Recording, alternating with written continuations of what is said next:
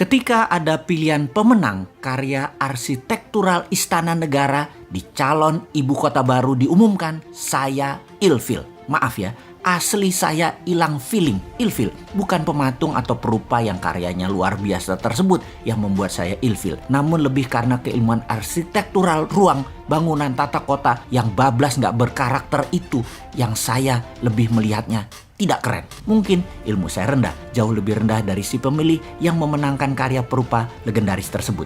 Tapi dalam hati saya berkata, toh nanti kalau New Mind menjabat, ibu kota baru nggak akan jadi kenyataan dan pindah ke Penajam tersebut.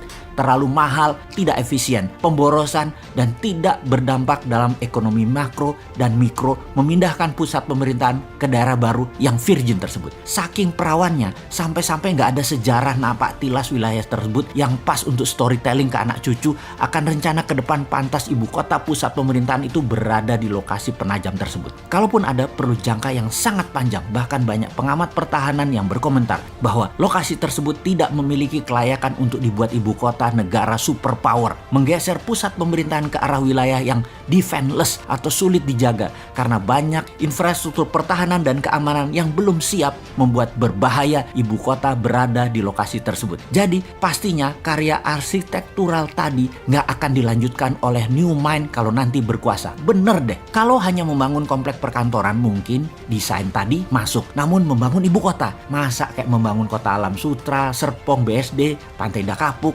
gitu sih modelnya. Membangun pusat pemerintahan itu membangun Wakandanya Black Panther. Sekali lagi, Black Panther ya, bukan Blackpink. Bener deh, kalau New Mind pusat pemerintahan tetap di utara Jakarta, bekas tanah reklamasi. Sekalian buat benteng laut utara Jakarta. 5.000 hektar itu New Wakanda. Full teknologi, full digital, paperless, kontrol satelit, telekomunikasi jalur baru, e-rupiah, digital aset, dan banyak lagi ke depannya yang dunia pemerintahan butuhkan. The real e-government. Masa membangun ibu kota di abad 21 kayak membangun properti perumahan gitu sih? Hanya casing doang.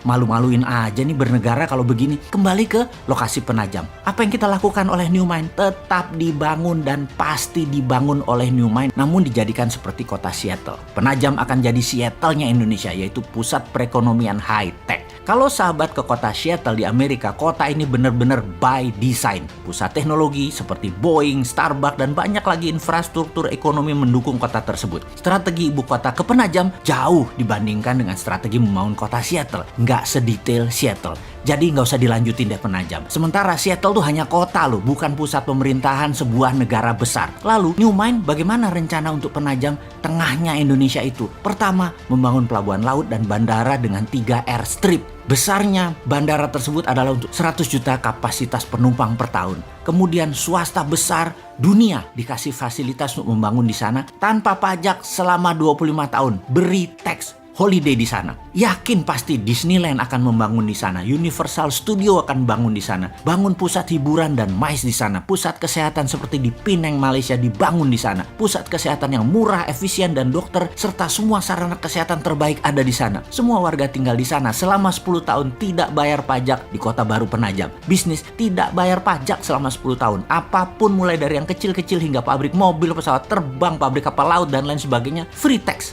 Berlaku e-rupiah di Penajam dan pendanaan lewat SWF e-rupiah printing money di Penajam. 2.000 triliun dibanjiri di Penajam dengan e-rupiah setiap tahunnya selama 15 tahun ke depan. Yakin pasti 2 juta populasi akan pindah dalam 5 tahun ini dan 10 juta populasi akan ada di 25 tahun dari sekarang. Indonesia di tahun 2045, Penajam adalah darlingnya Indonesia. Kemudian pusat pemerintahan di Pulau Reklamasi yang sekaligus membangun Great Giant Wall, dam laut untuk menahan banjir Jakarta serta pertahanan laut utara pusat pemerintahan tersebut. Di sana adalah e-government pertama di dunia dan e-rupiah pendanaannya. Aduh, jadi kangen masa depan.